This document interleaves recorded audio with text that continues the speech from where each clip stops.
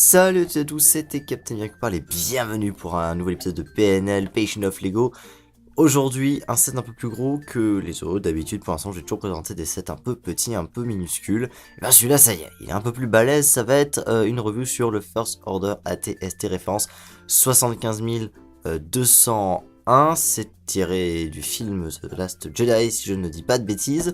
C'est mon premier set, Lego The Last Jedi, puisque vous savez que moi, je suis un petit peu fâché avec Disney. Dans ce set, on va très vite faire rapidement le tour de la boîte.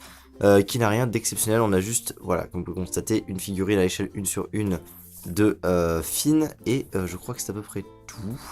Là, voilà, une pub pour l'application Lego Life. Dans cette boîte, nous allons voir eh bien que nous avons une nacelle qui permet de monter, de descendre, d'accéder à la TST, que ce dernier pilote rotationne en quelque sorte, qui peut lancer des petits missiles à ressort, ainsi que le fait que ses pattes peuvent bouger. On se retrouve immédiatement pour l'analyse brève et rapide de la notice. Ensuite ce sera le set, et puis on conclura par les pièces détachées. A tout de suite. La notice de cette ATST, la voici. Elle est un petit peu épaisse quand même. On voit qu'on a de la construction à l'intérieur, rien d'extraordinaire. Les instructions pour expliquer comment on crée, comment on installe des Lego au cas où on serait un gros mongol. Si on va à la fin, il n'y a pas de maquette finale. Par contre, voilà, on a des instructions par rapport aux missiles à clic. On nous a dit qu'ils font mal, il faut pas taper les enfants avec. C'est vrai que ces missiles, j'ai dit missiles à clic, je veux dire missiles à ressort, ils sont un peu vénères. On va voir ça juste après. On nous explique qu'on actionne la TST de cette façon, on va le voir après aussi. La liste des personnages de la collection estampillée The Last Jedi, même si, encore une fois, on a des personnages qui n'ont rien à voir avec The Last Jedi. Les sets qui sont associés. Et puis, pour terminer, une mise en situation de ces sets pour la bataille de Crête, ainsi que une pub pour l'application Lego Life. Et c'est même pas fini, puisqu'on a évidemment l'inventaire des pièces très utile, ainsi que le jeu concours auquel personne ne joue jamais. Sur ce, on va passer à l'analyse du set. Mais avant de regarder plus en détail à quoi ressemble cette ATST, penchons d'abord sur les mini-figurines qui accompagnent le set. Elles sont 3 ou 4, selon si on compte le petit druide du fond ou pas. On va commencer avec la première, qui est donc une mini-figurine de Finn, vous savez, c'est ce Stormtrooper qui décide de déserter, si je ne dis pas de bêtises, dans l'épisode 7, qui est déguisé en officier du premier ordre, puisque visiblement il s'infiltre pendant la mission. Il a donc un petit fusil blaster, cette arme tout à fait particulière qui est, il me semble, un bâton électrique.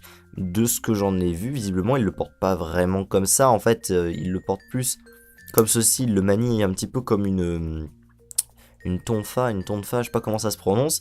Le problème c'est que malheureusement avec ce gros embout noir, c'est un peu compliqué de manipuler l'engin de la sorte, mais bon voilà, ils ont quand même fait en sorte que ce soit présent. Pas de visage alternatif, je vous montre quand même son visage d'origine, qui est comme ceci. J'apprécie tout particulièrement, et ça rend étrangement à la caméra, c'est bizarre, la peinture de son uniforme, qui en fait est légèrement brillé, argenté. C'est vraiment surprenant pour moi, nouveau, je m'attendais pas à ça, je pensais juste qu'il était tout gris son uniforme. Et en fait, il y a cette espèce de teinture là qui est assez particulière et que j'aime beaucoup. Ça donne un cachet tout particulier à la mini figurine. Ensuite, sa collègue Rose, qui est habillée tout de bleu, et alors là, bonne chance pour voir la sérigraphie sur son torse. Ouais voilà, on le voit un peu comme ça parce que la couleur aide vraiment pas du tout. Elle a elle aussi un petit pistolet blaster, si on retourne. Elle a une sérigraphie dans le dos également. Son petit chapeau qui est évidemment relié à ses cheveux. Et elle a une tête alternative où elle fait la gueule. Voilà pour Rose. Et on passe à la figurine qui, je pense, intéresse la plupart des gens qui achètent ce set. C'est la figurine du capitaine Phasma, la pseudo-chef des clones, des Stormtroopers du premier ordre, qui a donc une sorte de bâton de vibro-lance à double lame qui, je crois, est pas ultra fidèle à celle qu'on voit dans le film. Elle possède également un fusil blaster gris, une sorte de DC-15 gris, et elle a une cape qui n'est pas molletonnée, parce que je sais pas, j'allais dire parce qu'elle a un double imprimé, mais non. Merde, reste là, Phasma. Donc, en fait, je sais même pas pourquoi elle est pas molletonnée, c'est assez. Ah bah si, je suis bête, regardez, elle est double imprimée, elle a cette rainure rouge, donc j'imagine que ça compte. Elle a une tête noire, voilà, parce que visiblement, comme quoi l'actrice qui joue Phasma se fait bien baiser, hein, parce qu'elle est sur tous les plateaux télé, mais on voit jamais sa gueule. Bon bah écoutez, figurine assez sympa, revêtement argenté, on s'en doutait. sérigraphie du casque intéressante. On peut retourner la cape pour que vous appréciez un petit peu mieux le dos, qui est tout à fait appréciable encore une fois. Et voilà, cette cape qui n'a rien d'extraordinaire, qui malheureusement, comme toutes les capes Lego, a tendance à flotter 1 milliard de kilomètres derrière la personne. Mais écoutez, tant pis, hein, c'est pas bien grave. Je vais lui remettre son petit bâton. Et je termine sur la pseudo mini-figurine de BB-8. BB-8, c'est quoi? Eh bien, c'est ce petit robot qui roule tout le temps. Voilà, je pense qu'on peut le définir que comme ça.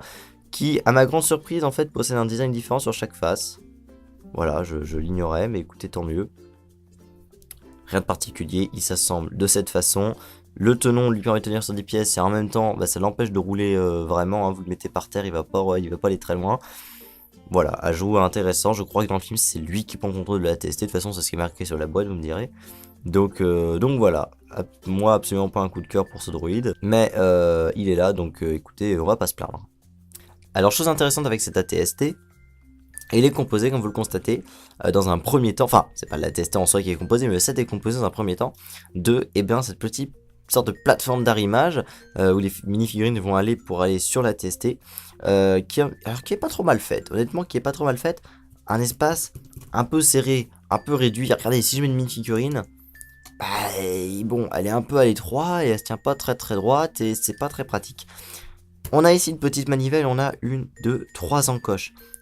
Comment ça fonctionne? Et bien, en fait, on fait glisser tout simplement, alors on peut le mettre jusqu'au bout comme ceci, et en fait, on fait monter et à chaque encoche, on vient coincer, et alors là, voilà, on peut tourner de cette façon. Alors, pendant l'opération, la figurine part un peu en diagonale, ce qui ne doit pas être extrêmement agréable dans la vraie vie, mais voilà, ça nous permet d'avoir différents étages. Le dernier étant ici, et alors là, on peut pas monter plus haut parce qu'on a cette petite pièce rouge là qui vous empêche d'aller plus haut.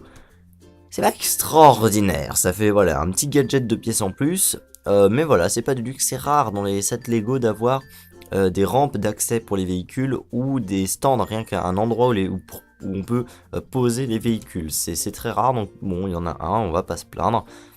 M'est avis que ça sert à gonfler artificiellement le prix du Lego, mais on va en reparler plus tard, du prix et de ce que je pense de ce set. Voilà, rien que l'objet en lui-même est intéressant, il est pas dégueulasse, et dans un hangar ou quoi, ça peut passer très bien.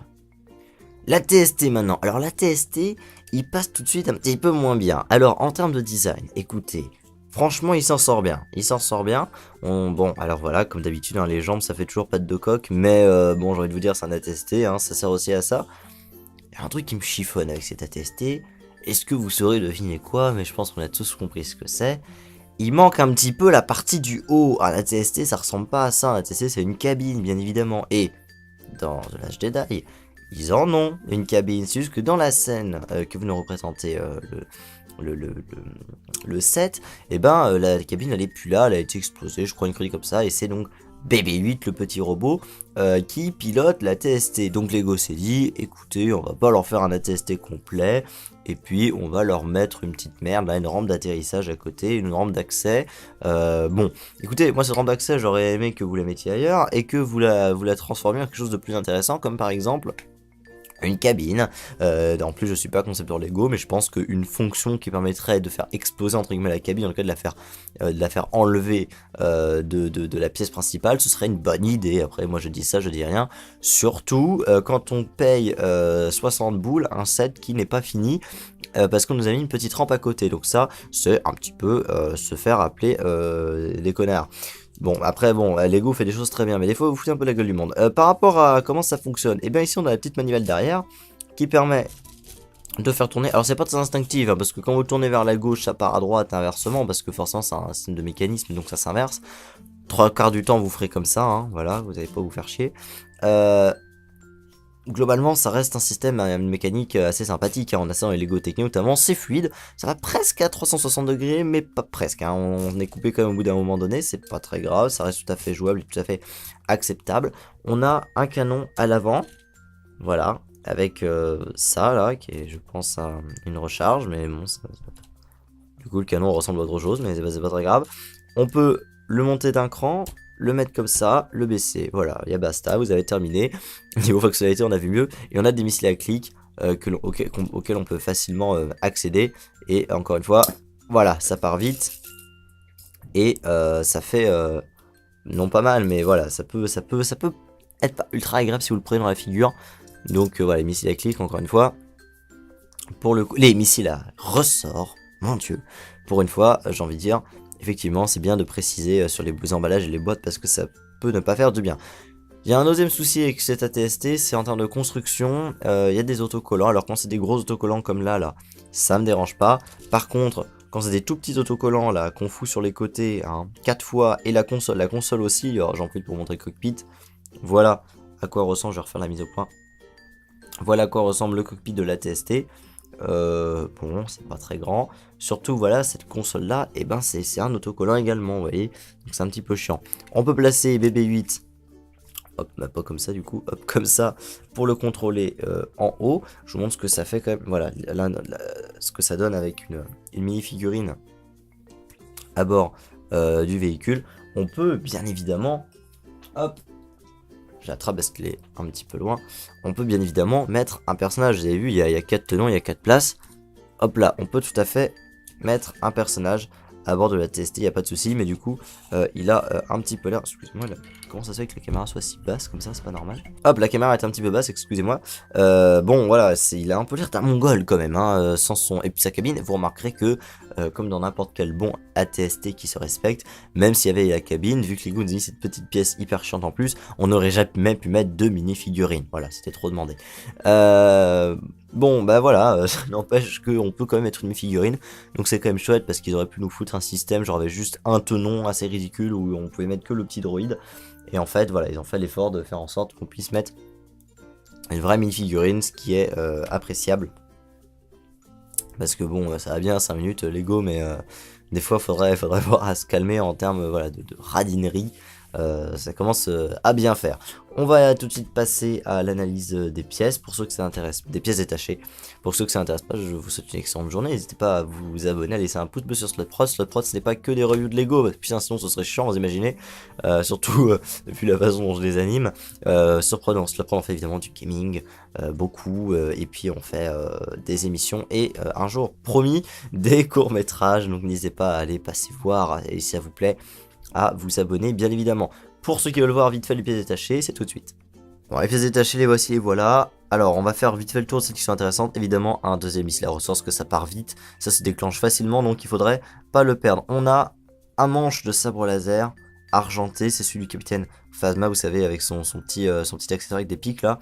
C'est argenté, c'est joli, ça peut servir pour un Jedi. On met de côté. On en a un deuxième là, tout grisâtre, qui sert normalement pour les canons. C'est pareil, on le met de côté. Ça, voilà, ça, le fameux pic qui va au bout du sabre laser, bah écoutez, on va le garder parce qu'il est un petit peu argenté aussi. Et puis c'est une pièce, mine de rien, qui est assez rare. Et puis soyons fous, on peut presque les combiner et créer une arme supplémentaire. Donc évidemment ça reste intéressant. Ça pour faire une petite canne noire aussi. Et puis ensuite, bon, rien de palpitant. Moi je note tout de même l'utilisation de ça. C'est les nouvelles pièces. Regardez, elles ont un trou au milieu, du coup on peut avoir des combinaisons un peu plus intéressantes. Voilà pour les pièces de rechange, celles que je trouve intéressantes. On va passer à la note finale. Et puis eh bien, ce sera définitivement la fin de cette vidéo. Alors qu'en est-il pour terminer de bonne fois pour toutes de ce set AT-ST First Order, c'est ça? First Order AT-ST, évidemment, c'est l'inverse. Bon, vous le savez, The Last Jedi, The Force Awakens, vous le savez peut-être pas, c'est pas spécialement ma tasse de thé. N'empêche, si on prend le set en lui-même, il présente des choses intéressantes. Pour moi, le gros point fort, c'est les mini-figures, notamment ces deux-là qui sont très belles. J'aime évidemment beaucoup la peinture, le revêtement. D'une façon générale, l'ajout d'une arme de transport est intéressant. Le problème, c'est que là, ça fait gonfler artificiellement le prix et ça remplace ce qui aurait dû être un ATST complet. Et donc évidemment c'est bien dommage. Moi je salue quand même le fait qu'ils ont pas... C'est pas des salauds Lego, ils auraient pu vraiment nous faire un cockpit avec un tenon juste pour la mini-figurine du droïde. Ils ont fait l'effort de faire en sorte qu'on puisse mettre une figurine complète. Le design de la TST en soi est pas dégueulasse, hein, ça passe. C'est pas ultra stylé, mais on va dire que c'est bon. Voilà, pour moi le gros problème c'est on a un produit qui n'est pas fini, qui est vendu... Enfin oui ici dans l'absolu qui est fini, mais voilà, qui est vendu au prix d'un ATST normal, ce qui est un petit peu du foutage de gueule. Je trouve un avantage également, c'est que vous savez, moi je bon, je collectionne les Lego, je joue plus avec, mais forcément il y a des enfants qui vont acheter ces sets là, enfin des parents, et moi j'aime beaucoup quand un set Lego, voilà, on peut tout de suite jouer avec, faire des aventures. Ce qui est le cas, puisqu'en fait on a deux factions représentées, alors bon, on a qu'un seul méchant, mais on en a quand même un, et c'est bien que dans un jeu Lego, on ait les gentils et les méchants pour tout de suite, on achète une boîte et on se crée une histoire avec, ce qui est un peu le problème des Battle Packs, souvent c'est que vous avez qu'une seule faction dans le Battle Pack, du coup c'est un peu compliqué. Ce set, je lui mettrais la note de 4 sur 10, donc un petit peu en dessous de la moyenne. Juste parce que, même si le set en lui-même est correct, franchement, si je vous montre ça, vous dites ah ok, ça passe. Bah oui, ça passe. Le problème, c'est que c'est vendu 60 balles. C'est ça, il est là le problème. Donc, moi je m'en fous, on me l'a offert, hein, donc c'est pas un souci. Mais voilà, je trouve que de la part de Lego, c'est un petit peu exagéré. Donc, la note est sévère à cause du prix. En fait, c'est uniquement à cause du prix. Parce que moi, si je mets mon avis sur Star Wars 8 de côté, le set en lui-même il est vraiment correct, même s'il n'y avait pas le toit, ça irait, si c'était vendu quoi, 45 euros, 40 euros, ça vaut 40 euros les mecs, franchement chez Lego, ce qu'on paye là c'est la licence, ce qu'on paye là c'est Disney, c'est pas Star Wars, c'est bien le problème. Je viens de me rendre compte que j'ai oublié de remettre, on s'en fout hein, mais le petit missile là, hop, si jamais il y a des maniaques qui regardent ça va les stresser, voilà. Bon. Sur ce, je vais vous laisser. Encore une fois, merci d'avoir regardé. Pour ceux qui sont restés jusqu'au bout, je vous dis à la prochaine sur Slot Pros. À toutes et à tous, c'était Captain Vivien. It's Leviosa.